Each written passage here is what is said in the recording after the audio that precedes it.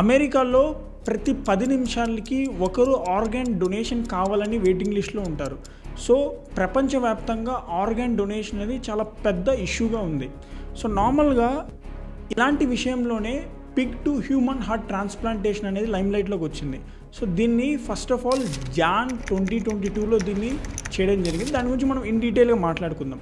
అయితే హ్యూమన్ హార్ట్కి రీప్లేస్మెంట్గా పిగ్ హార్ట్నే తీసుకోవడానికి మెయిన్ కారణం అంటే రెండు హార్ట్లు అనేవి చాలా సిమిలర్గా ఉంటాయి, సేమ్ వేలో ఉంటాయి. సో అయితే ప్రాబ్లం ఎక్కడ వస్తుందని చూసుకున్నట్లయితే పిగ్ హార్ట్ హ్యూమన్ బాడీలో పెట్టడానికి ట్రై చేసినప్పుడు ఈ ఏదైతే హ్యూమన్ బాడీ ఉందో దీన్ని యాక్సెప్ట్ చేయదు. సో ఈ ప్రాబ్లమ్ని సాల్వ్ చేయడానికే డాక్టర్స్ ఏం చేశారంటే జీన్ ఎడిటింగ్ అనే ఒక టెక్నిక్ని దీంట్లో అమర్చడం జరిగింది. సో మెడికల్ ప్రొఫెషన్స్ యొక్క సైంటిఫిక్ టెంపర్మెంట్ అనేది ఇక్కడ బయటపడింది. సో దీంట్లో వాళ్ళు ఏం చేశారంటే అసలు ఈ ఇన్సిడెంట్ అనేది ఎప్పుడు స్టార్ట్ అయింది అనేది గురించి మనం ఒకసారి చూసుకున్నట్లయితే జనవరి 2022లో డేవిడ్ బెనెట్ అనే ఒక వ్యక్తి యొక్క హార్ట్ అనేది పనిచేయడం చాలా వరకు తగ్గిపోయింది. అయితే అతని బాడీలోకి ఈ పిగ్ హార్ట్ అనేది తీసుకొచ్చి అమర్చాలి అనుకున్నప్పుడు అతని బాడీ ఏదైతే ఉందో అది సూటబుల్గా లేదు. కానీ చనిపోతూ ఉన్న విషయాన్ని తెలుసుకొని ఇమ్మీడియట్గా హార్ట్ అనేది ట్రాన్స్ప్లాంట్ చేయడం జరుగుతుంది. జరిగినప్పటికీ అతను చనిపోవడం జరుగుతుంది. డేవిడ్ బెనెట్ అనే వ్యక్తి చనిపోవడం జరుగుతుంది. కానీ హార్ట్ ఏదైతే ఉందో పిగ్ హార్ట్ అనేది సర్వైవ్ అయింది. సో ఇక్కడే ఒక కొత్త మెడికల్ ఇన్వెన్షన్ అనేది బయటికి రావడం జరుగుతుంది. సో ఎందుకు అని మనం చూసుకున్నట్లయితే అసలు ఈ ఫెయిల్యూర్ ఎందుకు జరిగింది అనేది మనం ఇన్ డీటెయిల్గా చూసుకున్నట్లయితే ఈ జీన్ ఎడిటింగ్ వల్ల చేసినప్పుడు ఒక 10 టిష్యూస్ ఏదైతే ఉంటాయో 10 టిష్యూస్ని అనేది రీప్లేస్ చేయడం జరిగింది. దాంట్లో కీలకమైనది వచ్చేసరికి ఆల్ఫా 1,3 గాల్ జీన్ అనే ఒక జీన్ ఏదైతే ఉందో ఇది చాలా కీలకం.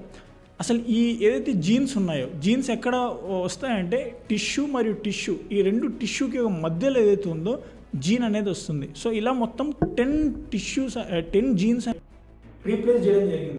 అయితే ఇక్కడ మెయిన్ ప్రాబ్లం ఎక్కడ వచ్చేసిందంటే మన బాడీలో ఒక ప్రోటీన్ ఉంటుంది. ప్రోటీన్ పేరు వచ్చేసరికి MHC ప్రోటీన్ అంటాం, మేజర్ హిస్టో కంపాటబిలిటీ ప్రోటీన్. ఏదైతే ఈ మేజర్ హిస్టో కంపాటబిలిటీ ఉందో ఈ ప్రోటీన్ అనేది మన బాడీలో ఏదైనా ఫారిన్ ఎలిమెంట్ వస్తున్నప్పుడు దాన్ని యాక్సెప్ట్ చేయదు.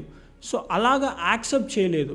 యాక్సెప్ట్ చేయకపోయినప్పుడు ఈ పిగ్ హార్ట్ ఏదైతే ఉందో పిగ్ హార్ట్ అనేది ఫెయిల్యూర్కి దారితీసింది. అంటే హ్యూమన్ అనే వాడు బతకలేకపోయాడు, కానీ పిగ్ హార్ట్ అనేది బ్రతికింది, సర్వైవ్ అయింది. సో దీని నుంచి మనం ఏం తెలుసుకుంటాము అంటే రాబోయే రోజుల్లో ఈ ఆర్గాన్ డొనేషన్ ఏదైతే ఉందో ఈ పెరగకపోతే ఇలాంటి బయట నుంచి మనం వేరే ఇన్వెన్షన్ చేసి దీన్ని రీప్లేస్ చేసి మనం తీసుకురావాలనేది ఒక మానవ ఎవరైతే హ్యూమన్ సివిలైజేషన్ ఉందో హ్యూమన్ సివిలైజేషన్కి చాలా కొత్త విషయం ఒకటి, రైట్? సో ఇదొకటి. సెకండ్ వచ్చేసరికి ఇది ఎంత దూరం ఫార్వర్డ్ వెళ్తుంది అనేది మనం చూడాల్సిన విషయం. అయితే ఈ హ్యూమన్ ట్రాన్స్ప్లాంట్ అంటే ఈ ఫారిన్ లేదా యానిమల్ టిష్యూస్ ఏదైతే ఉన్నాయో వాటి యొక్క ఆర్గాన్ డొనేషన్ అనేది హ్యూమన్స్కి చేస్తే దీన్ని మనం జీనో ట్రాన్స్ప్లాంటేషన్ అంటాం. ఈ జీనో ట్రాన్స్ప్లాంటేషన్ అనేది ఇప్పుడిప్పుడు మనకు వరల్డ్లో అనేది వస్తుంది. కానీ ఆర్గాన్ డొనేషన్ అనేది నార్మల్గానే చాలా తక్కువగా రేర్గా దొరుకుతుంది మనకు. అయితే దీంట్లో బ్లాక్ మార్కెట్ అనేది కూడా ఇంకోటి నెక్స్ట్ వేరే ఇది ఉంది. సో దాని గురించి మనం ఒకసారి ప్రాబ్లమ్స్ వేరే కాలం చూసుకోవాల్సిన అవసరం ఉంది. అండ్ రాబోయే రోజుల్లో మెడికల్ టెక్నాలజీ అనేది చాలా అడ్వాన్స్ అవబోతుంది. రాబోయే రోజుల్లో ఆర్టిఫిషియల్ ఇంటెలిజెన్స్ని ఇంటిగ్రేట్ చేసుకొని మెడికల్ ఎవల్యూషన్లో చాలా నెక్స్ట్ లెవెల్ ఆఫ్ ఇంప్రూవ్మెంట్స్ అనేవి జరగబోతున్నాయి. సో ఇలాంటి రకరకాల డిఫరెంట్ ఒపీనియన్స్ని డిఫరెంట్ టైప్ ఆఫ్ కాన్సెప్ట్స్ని నేను ఈ ఛానల్లో తీసుకురావడానికి ట్రై చేస్తాను. సో ఇలాంటి కాన్సెప్ట్స్ మరిన్ని చూడాలి వినాలి అనుకుంటే ఛానల్ని సబ్స్క్రైబ్ చేసుకోండి. Thanks for watching. జై హింద్.